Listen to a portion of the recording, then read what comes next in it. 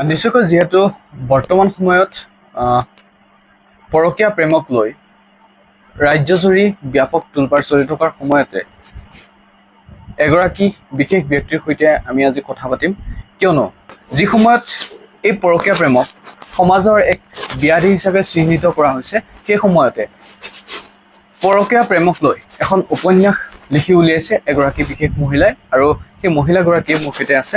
আমি পোনে পোনে তেওঁৰ কাষলৈ যাবলৈ যত্ন কৰিম। বাইদেউ, আপোনাৰ ওচৰলৈ আহিছোঁ। প্ৰথমে আপোনাক সুধিম যে পৰকীয়া প্ৰেম বুলি ক'লেই বৰ্তমান সময়ত সামাজিক ব্যাধি বুলি ক'ব পাৰি, ইতিমধ্যে চিহ্নিত হৈছে। বহুতেই ইয়াৰ বিৰুদ্ধে মন্তব্য কৰে। সেই সময়ত আপুনি পৰকীয়া প্ৰেমৰ এখন উপন্যাস লিখি উলিয়াইছে, কি ক'ব? পৰকীয়া প্ৰেমক যদি মোক আপুনি সোধে, পৰকীয়া প্ৰেমক আপুনি ছাপোৰ্ট কৰেনে? মোৰো এইটো নাই থাকিব। পৰকীয়া প্ৰেমটোত মোৰো ছাপোৰ্ট নাই, কিন্তু কথাটো হ'ল, কিন্তু মই যদি মোৰ দৃষ্টিভংগীটো যদি মই ক'বলৈ যাওঁ যে প্ৰেমটো কেতিয়াও বৈধ হ'বই নোৱাৰে। আপুনি কাৰোবাক ভাল পাই ঘৰলৈ বিয়া পাতি আনিছে, সেইগৰাকীৰ প্ৰতি আপোনাৰ মৰম আছে। যদি সঁচাকৈ আপুনি সঁচা ব্যক্তি হয়, মহিলাই হওক বা পুৰুষেই হওক, কাৰোবাক আপোনাৰ ভাল লাগিছে, আপুনি চাগে নক'ব, সেইটো আত্মাতেই থাকিব। কিন্তু কাৰোবাক আকৰ্ষিত হৈ পেলাই যদি আপোনাৰ স্পৰ্শলৈ গুচি যায়, তেতিয়া বস্তুটো বেলেগ ফালে গুচি যায়, সংসাৰ ধ্বংস হয়। সেইটোক মই ছাপোৰ্ট নকৰোঁ। কাৰোবাক কোনোবাই হয়তো ভাল লাগিব পাৰে, আৰু সেই ভাল লগাটোৰ ওপৰতে মই লিখিছিলোঁ, কিতাপখন লিখিছোঁ। আৰু মানে যিটো মোৰ কাহিনীটো আছিল, এই কাহিনীটো বেষ্ট আছিল আপোনাৰ পৰকীয়া প্ৰেম। ইয়াত মই ভালটোও দেখাইছোঁ আৰু বেয়া কাহিনীটোও মই দেখাইছোঁ। কিন্তু মানে এতিয়া যিটো মোৰ বিতৰ্ক চলি আছে, মোৰ মানে ইমানেই গালি খাইছোঁ, এতিয়া ভাবিছোঁ মানে তেতিয়া লিখি থকা সময়তেও ইমান গালি নাখালোঁ, যেতিয়া এটা গ্ৰুপত লিখিছিলোঁতো। কিন্তু এতিয়া গালি খাই ভাবিছোঁ, মানে মোৰ চিন্তা লাগিছে, মই এতিয়া মোৰ নিজৰটো কনফিউজ হৈছে, মই পৰকীয়া প্ৰেমক ছাপোৰ্ট কৰোঁনে, নে মই লিখাত ভুল কৰিলোঁ, নে মই বুজাব পৰা নাই, এনেকুৱা এটা প্ৰশ্ন এতিয়া আহি গৈছে। যিহেতু আপুনি দুটাকৈ দিশ ইয়াত উল্লেখ কৰিছে, এটা ভাল দিশ আৰু এটা বেয়া দিশ, পৰকীয়া প্ৰেমৰ কিবা ভাল দিশ থাকিব পাৰে বুলি আপুনি ভাবে নেকি? পৰকীয়া শব্দটোৱে বেয়া। পৰকীয়া শব্দটোৱে বেয়া। প্ৰেমৰ লগত পৰকীয়া শব্দটো মই ভাবোঁ এইটো দিবই নালাগে, কাৰণ পৰকীয়া সম্পৰ্ক বুলি ক'ব পাৰে। আৰু যে কয় পৰকীয়া প্ৰেম, সেইটো সম্পৰ্কহে কৈছোঁ দে। প্ৰেমটো হ'বই নোৱাৰে। যদি আপুনি বিয়া পাতি, সেয়া লাগিলে হোমক জুই কৰা সাক্ষী কৰিয়ে বিয়া পাতি আনো, বা আমি যিকোনো ধৰ্মীয় নীতি নিয়মেৰে বা কোৰ্ট মেৰেজ কৰি যেনেকেই নহওক, আমি যেতিয়া এজন জীৱন সংগী কৰি আনো, তেওঁৰ প্ৰতি যেতিয়া ভাল পাইহে অনা যায় না, বা এজনক আমি জীৱন সংগী বুলি আঁকোৱালি লৈছোঁ। যদি সেই মানুহজনৰ প্ৰতি আপোনাৰ ভাল ভাৱ থাকিবই লাগিব, সন্মান থাকিবই লাগিব লাইফ পাৰ্টনাৰজনক, তেওঁৰ প্ৰতি অনীহা আহি গৈছে, আহি লৈ বেলেগলৈ চাইছে, সেইটো বেলেগৰ মানে কোনটো দৈহিক আকৰ্ষণৰ কথা কৈছোঁ দেই, দৈহিক আকৰ্ষণেৰে আপুনি যদি চাইছে, তেতিয়াহ'লে আপুনি সেইটোক প্ৰেম বুলি ক'ব নোৱাৰোঁ। সেইটো জাষ্ট আকৰ্ষণ, আৰু সেইটো বদ অভ্যাসটোতো প্ৰেম হ'ব নোৱাৰে। যদি সঁচাকৈ আপোনাৰ সেই তেনেকুৱা বিবাহিত পুৰুষ বা মহিলাৰে কাৰোবাৰ প্ৰতি মৰম জাগে বা ভাল লগাটো হয়, তেওঁ অন্তৰতে ৰাখিব, কেতিয়াও ক'বলৈ নাযায়। কাৰণ তেওঁ জানে যে হয়তো ভাল লগাটো, কাৰণ কি কৈছোঁ মই, ভাল লগাটো মই কিয় কৈছোঁ, সেইটো এটা অনুভৱ, ভিতৰৰ অনুভৱ সেইটো। আৰু প্ৰেমটো আপোনাৰ আধ্যাত্মিকতাৰ দিশটোৰ ফলত যদি কওঁ আপোনাৰ, বা আমি যদি কওঁ ভগৱানৰ শ্ৰেষ্ঠ উপহাৰ, এই উপহাৰটোৱে কেতিয়াও বেয়া হ'বই নোৱাৰে দেই। কিন্তু কাৰোবাক এতিয়া যদি কাৰোবাক যে মই ক'লোঁ যে পৰকীয়া সম্পৰ্ক হ'ব পাৰে, পৰকীয়া প্ৰেম কেতিয়াও হ'ব নাই, মই সেইকাৰণেই কৈছোঁ মই পৰকীয়া প্ৰেম শব্দটোকে মই নকৰোঁ, মই সমৰ্থন নকৰোঁ। প্ৰেম হ'বই নোৱাৰে। প্ৰেম কিয় অবৈধ হ'ব? প্ৰেমটো সদায় প্ৰেমেই। কাৰোবাক ভাল লগাটো সেইটো প্ৰেম হ'ব, ভাল লগাটোতো কাৰোবাৰ অন্যায় হ'ব নোৱাৰে।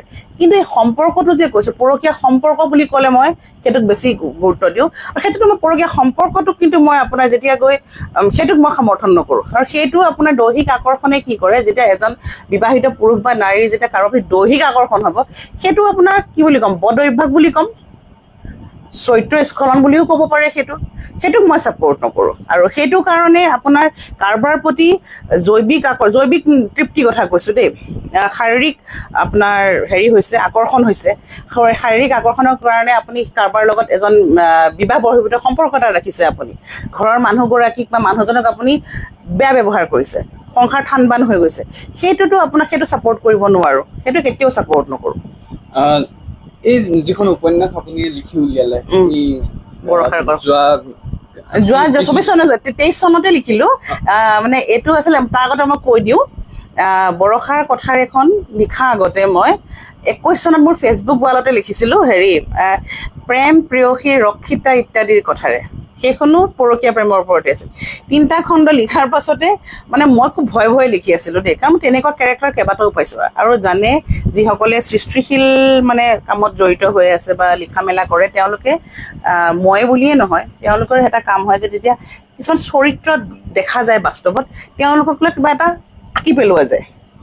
আৰু আপোনালোকে জানে মই অলপ সামাজিকভাৱে মানুহৰ লগত অলপ উঠা বহাটো অলপ বেছি হয়। তেনেকুৱা ধৰণৰ মানুহ মই বহুত পাইছোঁ, সেয়া পুৰুষেই হওক বা মহিলাই হওক। এতিয়া বহুতকেইটা কেৰেক্টাৰ তেনেকুৱা পাইছিলোঁ। মানে এনেকুৱাও পাইছোঁ বহুত ভাল পায়, বহুত ভাল লাগে, একো নকয়, কিন্তু জানো যে তেওঁলোকৰ এটা কিবা এটা আণ্ডাৰষ্টেণ্ডিং আছে। মানে তেওঁ যদি এটা ভাত খালেনে বুলি সোধে, এইগৰাকী মানে বহুত শান্ত আৰু সেইখিনিতে, কিন্তু আছে ধুনীয়াকৈ ঘৰ সংসাৰ চলাইছে, কিন্তু ক'বলৈও পৰা নাই। তেনেকুৱা নিচিনা বহুতকেইটা পাইছিলোঁ কেৰেক্টাৰ। সেই কেৰেক্টাৰকেইটা লিখি থাকোঁতে মই 3 নম্বৰ খণ্ডটো লিখি থাকোঁতে মানে যেতিয়া মন্তব্যবোৰ আহিব ল'লে, কোনো গালি দিয়া নাছিল, কিন্তু সেই গালি নিদিয়াৰ কাৰণে মই লিখিবলৈ কৰিলোঁ, মানে আগবাঢ়িলোঁ। আৰু যিহেতু আপুনি এখন কিতাপখন লিখিলে বৰষাৰ কথাৰে, ইয়াত যিহেতু আপুনি নাম উল্লেখ কৰিছে বৰষা নামটো আপুনি কিয় বাছি উলিয়ালে? ইয়াত আপুনি অন্যান্য নামো ব্যৱহাৰ কৰিব পাৰিলেহেঁতেন। বৰষা নামটো মানে কি আছিল, বৰষুণৰ দিন আছিল তেতিয়া, বৰষুণৰ দিন আছিল। মানে ক'লে এটা ফানি এইটো কথাটো, মানে বৰষা বুলি হৈ আছিল, মানে বৰষুণৰ দিন আছিল। আৰু সেইখিনি সময়তে মই টিভিত গান এটা চাই আছিলোঁ, বৰষাক লৈ গান এটা আহিছিল, মই পাহৰিছোঁ গানটো এতিয়া। সেই গানটো চাই থাকোঁতে বৰষা নামটো লিখি দিলোঁ। মানে সেই তেনে কেৰেক্টাৰটো বৰষা আহি গ'ল যেতিয়া, মানে বৰষাৰ কথাই থাকিছে। এই কিতাপখন আপুনি আকস্মিকভাৱে লিখিছিলে? আকস্মিক আছিল, আকস্মিক গল্প আছিল, আকস্মিক গল্প এটা লিখিছিলোঁ। তেতিয়া অপৰূপা যিটো আমাৰ এটা ফেচবুকৰ এটা মহিলাৰ গ্ৰুপ আছিল, সেই গ্ৰুপটোৰ আপোনাৰ ৰুণা লাইলা যে ৰাইটাৰ ৰুণা লাইলা বায়ে আৰম্ভ কৰিছিল, আমাৰ মৰিগাঁৱৰে জীয়ৰী তেখেত। তাত স্নেহদেৱী সুৰণী উপন্যাস পাণ্ডুলিপি প্ৰতিযোগিতা পাতিছিল 23 চনত। তেতিয়া কি হ'ল যে উপন্যাস বিচাৰিলে, মানে কি হ'ম, সেই যিটো গল্প লিখিছিলোঁ, গল্পটোৰ নাম আছিল মোৰ কি দুখ আছিল। এনেই আগতে লিখি থৈ দিয়া গল্প এটা আছিল। সেই গল্পটোকে মই লিখা আৰম্ভ কৰিলোঁ, কিন্তু ভয়ে লিখিছিলোঁ দেই, যিহেতু মহিলাৰ গ্ৰুপ। কাহিনীটো যেতিয়া লিখিলোঁ, আৰু মহিলাক আপুনি আচৰিত হ'ব, কালি পৰহি পৰা যিটো মই গালি খাইছোঁ ফেচবুকত, তাত 70,000 মহিলাই মানে পঢ়িছিল। তাত মই লিখি থকা অৱস্থাত যেতিয়া খণ্ডকে লিখি গৈ আছিলোঁ, তাত মই গালি খোৱা নাছিলোঁ। কিন্তু বৰষাৰ প্ৰতি মানুহৰ ইমান সহানুভূতি আহি গ'ল যে বৰষাৰ কি হ'ব।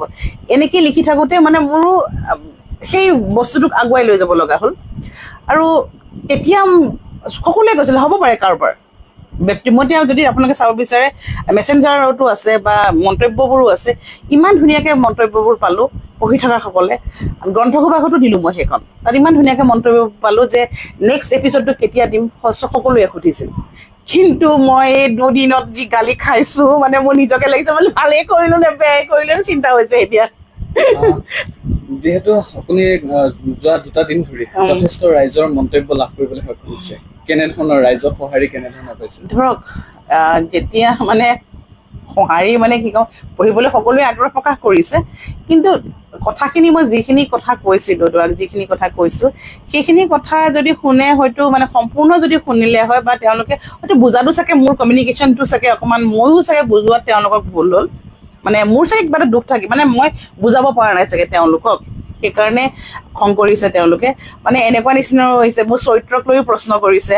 দুগৰাকী মানে মোৰ হাজবেণ্ডৰ ফোন নম্বৰ বিচাৰিছে, আটাইতকৈ ফানি মানে আৰু মানে আপোনাৰ মন্তব্যটো, মোৰ হাজবেণ্ডৰ ফোন নম্বৰ বিচাৰিছে, কেনেকুৱা লাগিব। আচলতে তেনেকুৱা নহয়। মই এইটো বৰষাৰ কেৰেক্টাৰটো এতিয়াতো হাঁহিছোঁ, কিন্তু কথাটো হাঁহিবলগীয়া কথাও নহয়। খুব বেয়া মন্তব্য যেতিয়া আহিছে, কাৰণ ময়ো এখন ঘৰৰ কাৰোবাৰ পত্নী, কাৰোবাৰ মাকটো, গতিকে মোৰো এখন ঘৰ সংসাৰ আছে। মই ডিষ্টাৰ্ব হোৱা নাই, কিন্তু মোৰ পৰিয়ালটো অকণমান ডিষ্টাৰ্ব হৈছে। কিন্তু মোৰ হাজবেণ্ডে ঠিকে আছে, হাজবেণ্ডে হাঁহি আছে। যেতিয়া ফোন নম্বৰ বিচাৰিছে, কৈছে দি দিয়া নাম্বাৰটো দি দিয়া, এনেকৈ কৈছে, হাঁহিছে।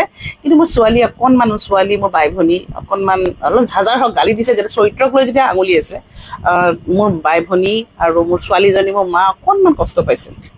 পৰকীয়া প্ৰেমৰ ওপৰত আপুনি কিয় লিখি উলিয়ালে? সকলোৱে বহুত মানুহ লগ পাই থাকোঁ, আকস্মিকভাৱে লিখিব লগা হ'ল। আৰু যেতিয়া মানে মন্তব্যবোৰ লিখি 3টা খণ্ড যোৱাৰ পাছতে যেতিয়া মানুহে যেতিয়া খুব আগ্ৰহে ল'লে গল্পটো, আৰু মহিলা গোটত লিখিছোঁ, মহিলাৰ গোট আছিল, মহিলাৰ গোটত সকলোবোৰ সেই গোটটোত যদি আপুনি চায়, সকলোবোৰ আপোনাৰ বিবাহিত মহিলাই বৰষাক মৰম কৰিছে।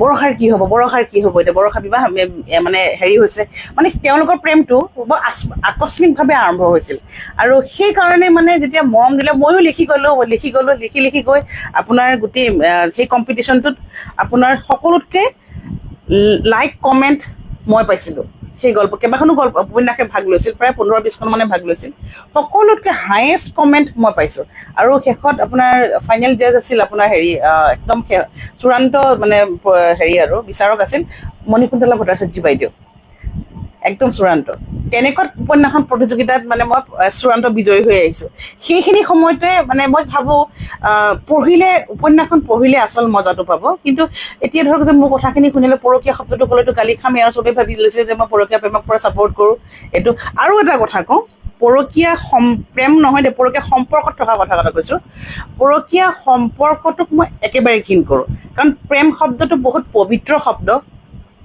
এই শব্দটো অবৈধ কথা নাহে মই কৈছোঁ মোৰ মতে মোৰ পইণ্ট অফ ভিউ মোৰ প্ৰেমটো প্ৰেমেই এটা ছিংগল ৱৰ্ড ইয়াত অবৈধ শব্দ নাহে তাৰ লগত কোনো শব্দই নহয় পৰকীয়া প্ৰেম শব্দটোতো একেবাৰে ছাপোৰ্ট নকৰোঁ পৰকীয়া সম্পৰ্ক যদি সোধে আপুনি মোক মই তেতিয়া ক'ম পৰকীয়া সম্পৰ্কটোক মই ঘৃণা কৰোঁ আৰু এটা কথা এই সম্পৰ্কবোৰতে যিটো মানে আমাৰ চলি আছে এতিয়াতো আত্মিক সম্পৰ্কটোও যদি ক'বলৈ যাওঁ আজি যদি ধৰি লওক কথাটো কৈছোঁ মোৰ লগত যদি হয় মই কি ক'ম ৰাধা কৃষ্ণক মাতিম আৰু মোৰ হাজবেণ্ডৰ যদি হয় হাজবেণ্ডক ঠিকছে গালি দিম এইটো মানে এই বস্তুটো হৈ থাকে কাৰণ লোকৰ লগত হ'লে গালি দিব নিজৰ লগত হ'লে ৰাধা কৃষ্ণৰ লগত কম্পেয়াৰ কৰিব এইটো এটা মানে বহুত খুব জটিল বিষয়বস্তু এইটো এটা শব্দৰে বা এখন উপন্যাসে এইটো শেষ কৰিব নোৱাৰি এইবোৰ আৰু এটা কথা সুধিব বিচাৰিছোঁ এতিয়া আমি যিহেতু দেখিলো পৰকীয়া প্ৰেমৰ যি পৰকীয়া সম্পৰ্কৰ কথা যিহেতু আপুনি উল্লেখ কৰিছে এই কিতাপখনত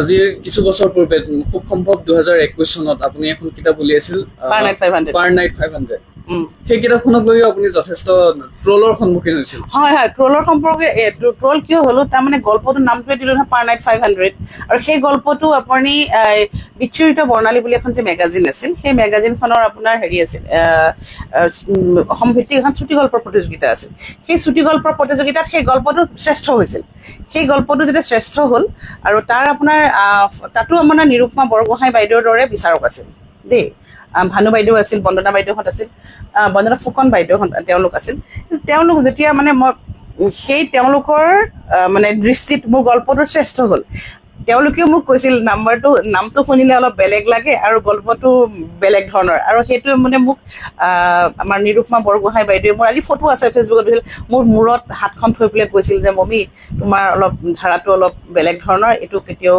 চেঞ্জ নকৰিবা মূৰত হাত থৈ কৈছিল কিবা এটা আছে তোমাৰ তুমি কলমটো কিন্তু সদায় চলাই লৈ যাবা হয় সেই গল্পটো বিতৰ্কিত আছিল কিন্তু নামটো শুনিলে বিতৰ্কিত পাৰ নাইট 500 বুলি কওঁতে পটককৈ আহি যে গণিকা এজনীৰ দাম বুলি ভাবিলে কিন্তু তেনেকুৱাই নাছিল এজনী কৰ্ম কৰি খোৱা মহিলাৰ হেৰি আছিল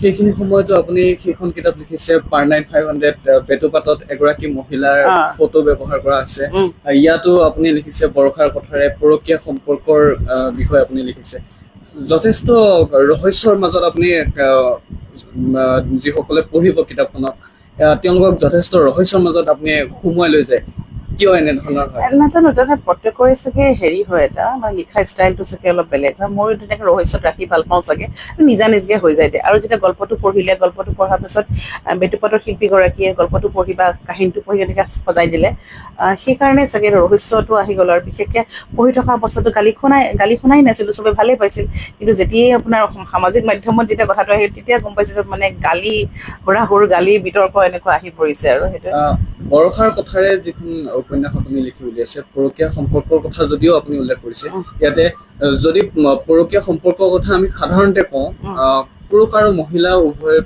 আমি দেখিবলৈ পাওঁ পুৰুষে মহিলাৰ প্ৰতি বা মহিলাই পুৰুষৰ প্ৰতি কিন্তু ইয়াতে আপুনি আন দুটা চৰিত্ৰৰ কথা ইয়াত উল্লেখ কৰিছে এগৰাকী দুজন গেৰ কথা কৈছে তাৰমানে ইয়াত আপোনাৰ কাহিনী যেতিয়া আপোনাৰ কাহিনী এটা লিখা যায় উপকাহিনী ধৰি থাকে দুজন গেৰ কথাও আহিছিল মানে কথাটো লিখিছিলোঁ আৰু আপোনালোকে পঢ়িলে গম পাব তাৰমানে কি হয় প্ৰেমটো যদি কয় মানে মই এটা কথা কওঁ প্ৰেমটো আপোনাৰ ব্যক্তিৰ মাজত হয় তাত কোনো লিংগত নহয় মানে লিংগ যদি ক'বলৈ যায়, এতিয়া আপুনি গে কথাটো অনাৰ কাৰণে মই আকৌ ক'লো কিজানি কাইলৈৰ পৰা আকৌ মই গালি খাম গে প্ৰেমক মই সমৰ্থন কৰিছোঁ বুলি। মই এইটো কথা মই আগতেও কওঁ, মই সমকামীসকলক মই হেৰি নকৰোঁ, কেতিয়াও মই ট্ৰল কৰি পোৱা নাই। সেইটো ভগৱানে তেওঁলোকক তেনেকৈ পঠাইছে, সেইটো মই ভাবোঁ সেইটো হয় সাধাৰণ ৰাইজে গ্ৰহণ কৰিবলৈ বহুত সময় লাগিব সেইটো, কিন্তু তেওঁলোকৰ সেই অনুভৱটোক মই কেতিয়াও ঘৃণা নকৰোঁ, একেবাৰে ঘৃণা নকৰোঁ। সমকামীসকলকো মই সেই আমাৰ নিচিনা মানুহৰ নিচিনাকেই চাওঁ, সেইটো তেওঁলোকৰ দুটা কেৰেক্টাৰ আনিছোঁ। গতিকে মানে মই কোনোবা প্ৰেমটো ব্যক্তি বিশেষে হয়, কোনো লিংগ ভেদে নহয় প্ৰেমটো। ফেশ্বন ডিজাইনাৰ দুগৰাকীৰ কথা ইয়াত উল্লেখ হৈছিলে, মানে আপোনাক কি ফেশ্বন ডিজাইনাৰ যিখন আমাৰ সমাজ, সেই সমাজখনক একচুৱেলি আপুনি টাৰ্গেট কৰিছিল নেকি? টাৰ্গেট বুলি নহয়, তাৰমানে আপোনালোকে যদি মোৰ গল্পবোৰ পঢ়িছে, মোৰ গল্পৰ নায়িকাসকল একদম মানে স্বাৱলম্বী হয়। মই কেতিয়াও কান্দি গজি থকা মাইকী মানুহ দেখা, মোৰ গল্পবোৰ যদি চাবলৈ যায়, মোৰ প্ৰত্যেকগৰাকী মানে নায়িকা সদায় স্বাৱলম্বী হয়। ঠিক তেনেকে সেই পাৰ নাইট 500টো সেই মহিলাগৰাকী ৰাতি কাম কৰি আপোনাৰ স্বাৱলম্বী হৈছিল, ভাল কাম কৰিছে, এটা মানে বেমাৰী ৰাখিবলৈ যায় স্বাৱলম্বী হৈছিল। তাৰপিছত আকৌ আপোনাৰ যিটো আপুনি আৰু এটা কথা, সেই গল্পটো লিখাৰ পাছত মই কেইটামান বস্তু পাইছিলোঁ। আজিকালি সেইটো হয়, বেমাৰী ৰখাকে মানুহ লাগে, আজিকালি NGOবোৰে ৰাখে, কেয়াৰটেকাৰ ৰাখে। মই সেই গল্পটো লিখিছিলোঁ বহুত দিনৰ আগতে, কিন্তু সেই গল্পটো লিখাৰ পাছত দেখিছোঁ আমাৰ সমাজত চোন এনেকুৱা মানুহ চলিয়ে থাকে, সেই তেনেকুৱা কেয়াৰটেকাৰ ট্ৰেণ্ড আহি গৈছে। মই নকওঁ যে মোৰ গল্পটোৰ কাৰণে হৈছে বুলি নকওঁ, কিন্তু সেই বস্তুটো তেনেকুৱা আহি গ'ল। আৰু তেনেকৈ মোৰ বাকী গল্পবোৰটো যদি চাই আপুনি, মোৰ গল্পৰ নায়িকাসকল সদায় স্বাৱলম্বী। আৰু গতিকে যিহেতু মানে বৰষাগৰাকী মানে ফেশ্বন ডিজাইনাৰ হয়, ফেশ্বন ডিজাইনাৰ কাৰণে ফেশ্বন জগতৰ ধৰক অনা গৈছে, কিন্তু ইয়াত কোনো কাকো টাৰ্গেট কৰা নাই মই। যিহেতু আপুনি এই কিতাপখন লিখিলে, লিখাৰ প্ৰকাশ পোৱাৰ পাছতেই ৰাইজৰ মাজত যথেষ্টখিনি চৰ্চা লাভ কৰিছে, যথেষ্ট আপুনি মন্তব্য লাভ কৰিছে, ট্ৰলৰো সন্মুখীন হৈছে। যিসকলে পঢ়িব বিচাৰিছে বা যিসকলে ইতিমধ্যে পঢ়ি আছে, তেওঁলোকলৈ কি জনাব বিচাৰিব? চাওক, যিসকলে পঢ়িছে, তেওঁ সেই পঢ়াসকলৰ কাৰণে আজি বৰষাৰ কথাৰে ওলাই আহিলে। কাৰণ যিহেতু কৈছোঁ, ফেচবুকৰ এটা গ্ৰুপত মই লিখিছিলোঁ, তেওঁলোকৰ আশীৰ্বাদত আজি বৰষাৰ কথাৰে এখন কিতাপ আকাৰে আহিলে। আৰু যিসকলে পঢ়িছে তেওঁলোকে নেক্সট আকৌ কিবা লিখিব বিচাৰিছে, তেওঁলোকৰ প্ৰেৰণাটো মোৰ বহুত। আৰু যিসকলে পঢ়িব বিচৰাসকলে বহুতে ফোনো কৰিছে মোক, যে মানে ফোন কৰিছে ক'ত পাব। আমাৰ নেক্সট মানে দ্বিতীয় এডিশ্যনটো আপোনাৰ প্ৰেছত আছে, এই মাহৰ লাষ্টত ছেকেণ্ড এডিশ্যনটো ওলাব, পাণবজাৰতে পাব তেতিয়া। আৰু প্ৰথম আপোনালোকে কিমান কিতাপ প্ৰকাশ কৰিছে? প্ৰথমতে আমি 200খনহে কৰিছিলোঁ, প্ৰথম অৱস্থাত 200খন অলৰেডি বিক্ৰী হৈ গ'ল। এতিয়া আমি একেলগে চাওঁ, অলপ ভালকেই কৰিছোঁ। এতিয়া এমাউণ্টটো নকওঁ বাৰু এতিয়া কিমান কৰিছোঁ, কাৰণ ব্যৱসায় ভিত্তিক কথাটো আহি গ'ল যেতিয়া। এতিয়া যিমান ডিমাণ্ড আহিছে, ডিমাণ্ড কিন্তু আহিছে দেই, যে যিসকলে পঢ়িছে কাৰোবাক কৈছে। এনেকুৱাও আছে যেতিয়া বৰষাৰ কথাই কিতাপ আকাৰে আহিছে, একেলগে মোক এতিয়াও স্ক্ৰীনশ্বট মই ফেচবুকত মই দি থৈ দিছিলোঁ। একেলগে এগৰাকী মোৰ ফ্ৰেণ্ড হয়, তেওঁ মোক কৈছিল যে বৰষাৰ কথাৰে এখন তেওঁৰ লগত মিলি গৈছে বুলি কৈছিল। বৰ ভাল, বহুত ভদ্ৰ মহিলা এগৰাকী, তেওঁ গুৱাহাটীৰে হয়। তেওঁ অকণমান বৰষাৰ কেৰেক্টাৰটোৰ লগত বহুতখিনি তেওঁৰ মিল আছে। তেওঁ সেই তেনেকুৱা এটা পৰ্যায় হৈ গৈছে তেখেতে একেলগে 7খন কিনিছে কিতাপ, এনেকুৱালৈকেও মই পাইছোঁ 7খনলৈকে কিনিছে তেওঁলোকে। পাৰ নাইট 500, তাৰপাছত বৰষাৰ কথাৰে দ্বিতীয়খন। ভৱিষ্যতে কেনেধৰণৰ কি পৰিকল্পনা মানে এতিয়া 2টা গ্ৰুপত লিখি আছোঁ, এটা কম্পিটিশ্যনৰ কাৰণে। এটা পাইছিল নেকি যে গ্ৰন্থ সুবাসত অম্ৰপালি বুলি মই এটা গল্প লিখিছিলোঁ যে, এতিয়া সেই অম্ৰপালিখনকে মানে মই লিখিছিলোঁ। অম্ৰপালি এক আধুনিক নগৰবধূৰ কথাৰে, মানে পলিটিক্স, ৰাজনীতিত যিসকল মহিলাৰ মানে যিটো মানে উচ্চাকাংক্ষা মহিলাৰ যিটো হয়, মানে কম্প্ৰমাইজ কৰি যেনেকৈ আগবাঢ়ি যাবলৈ বিচাৰে, সেই তেনেকুৱা ধৰণৰ মহিলা এগৰাকীক লৈ লিখিছিলোঁ। কিন্তু মই উপন্যাসখনৰ এতিয়া অম্ৰপালিৰ কথাই লিখিছিলোঁ, কিন্তু নামটো মই এতিয়া চেঞ্জ কৰিম। নামটো আপোনাৰ আহিব কুৰুক্ষেত্ৰত অম্ৰপালি দিম না। আৰু এখন আহিছে, লিখি আছিলোঁ এটা পেজত, ৰঙা ৰুমাল, সেইখন গিগুলৰ ওপৰত, গিগুলৰ মানে পুৰুষ বেচাৰ ওপৰত। গতিকে এই 2খনৰে কাম চলি আছে, লিখা আছে। কিন্তু সেই এখন আগষ্টত শেষ হ'বগৈ চাগে। আৰু ইখন মানে মই গ্ৰন্থমেলালৈ ভাবিছোঁ। আৰু এটা ৰেকৰ্ড এটা হ'বলৈ গৈ আছে, সপ্তসিন্ধু প্ৰকাশনৰ এটা, মানে একেলগে 100খন কিতাপ আপোনাৰ হ'ব, প্ৰকাশ কৰিব, গিনিজ বুক ৱৰ্ল্ড ৰেকৰ্ডৰ কাৰণে তেওঁলোকে কৰিছে। সেইখনৰ কাৰণে ৰঙা ৰুমালখন লিখি আছোঁ। আৰু ইখন অম্ৰপালিখনটো লিখি আছোঁ, সেইখন খালি অলপ টাচহে কৰিছোঁ, এতিয়া লিখা অলৰেডি হৈ গ'ল, অলপ টাচ কৰিছোঁ আৰু। নিশ্চয়কৈ সেয়া আছিলে বৰষাৰ কথাৰে যিগৰাকী স্ৰষ্টাগৰাকীৰ সৈতে আমি ইতিমধ্যে কথা পাতিছোঁ আৰু শুনিছে যথেষ্ট তেওঁ ট্ৰলৰ সন্মুখীন হৈছে, যথেষ্টখিনি বিৰূপ মন্তব্যৰো তেওঁ লাভ কৰিবলৈ সক্ষম হৈছে আৰু বহুতে এনেধৰণৰো মন্তব্য কৰিছে যে কাৰোবাৰ ক্ষেত্ৰত এনেধৰণৰ যিসমূহ চৰিত্ৰ তেওঁ ইয়াত উল্লেখ কৰিছিল সেই চৰিত্ৰসমূহ তেওঁলোকৰ লগত মিল পৰা দেখিবলৈ পোৱা গৈছে। গতিকে ইতিমধ্যে যিহেতু তেওঁৰ যিখিনি প্ৰকাশ কৰিছিল সেই গ্ৰন্থসমূহ ইতিমধ্যে বিক্ৰী হৈ গৈছে আৰু তেওঁলোকৰ যি দ্বিতীয়টো প্ৰকাশন দ্বিতীয়বাৰৰ বাবে তেওঁলোকে প্ৰকাশ কৰিবলৈ গৈ আছে, তেওঁলোকৰ ইতিমধ্যে কাম চলি আছে। গতিকে পৰৱৰ্তী সময়তো আমি দেখিবলৈ পাম নিশ্চয় এনেধৰণৰ তেওঁ সুন্দৰ গ্ৰন্থসমূহ তেওঁ আমাৰ মাজলৈ আগবঢ়াই